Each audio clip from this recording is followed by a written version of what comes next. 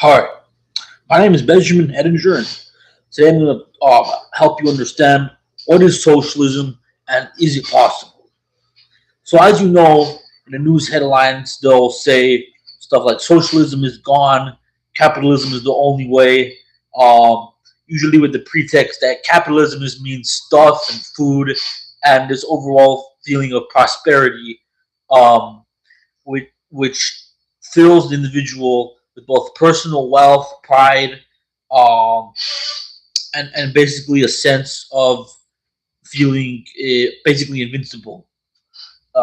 Whereas in a socialist society, um, everyone feels equal, and they're not trying to one up each other like they do in capitalist controlled states like United States, Canada, Germany, Czech Republic. Um, so it's a totally different situation.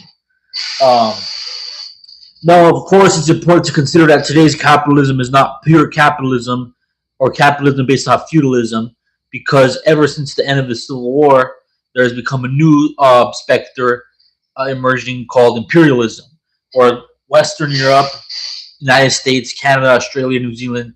These are countries that are benefiting from the exploitation of Latin America, Africa, and Southeast Asia, or have been rather benefiting from that exploitation that took place in those um, three continents for about 400 years. So there's 400 years of wealth that these Western European countries are basically sitting upon, and they use this wealth to gain even more power and to wage wars and try to bring more people into their big festive party. So basically, the as time progresses and people don't do anything about the crisis of capitalism, capitalism becomes even more and more powerful. It's like if you have a dandelion and you're concerned that it's going to go to seed, um, but all you do pick off the the seed, like the kids that blow on the seeds. So all you do is cut off the seeds. But rather, if you cut off the flower before it goes to seed, you won't have to deal with seeds escaping. Same thing here.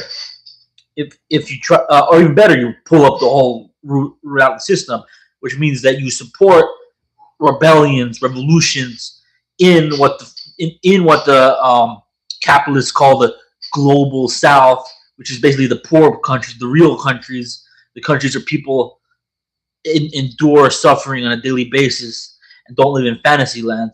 So these countries, so they can be on a rise, need to change their economic situation, need to have revolutions.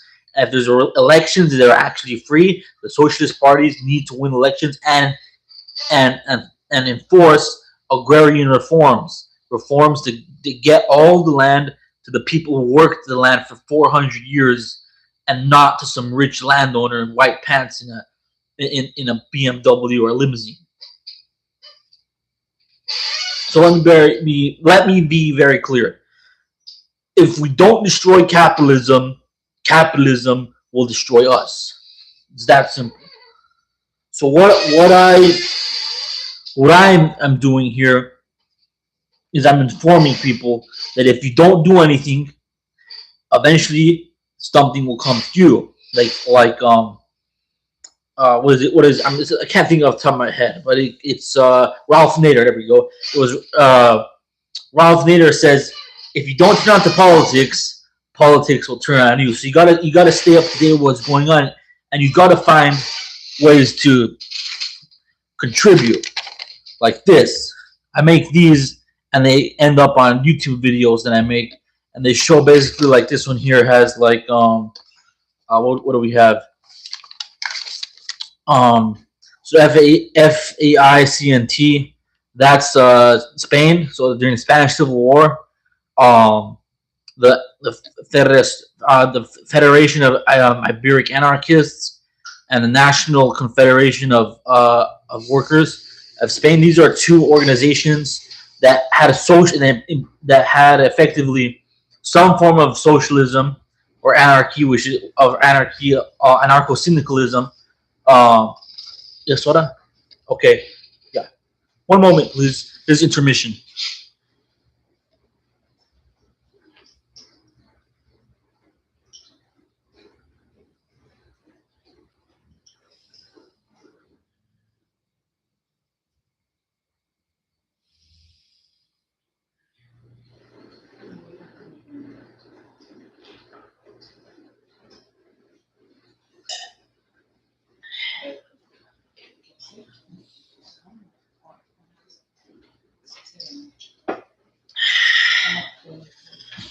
Well, that's it for today. I hope you enjoyed this video, and I'll see you again soon.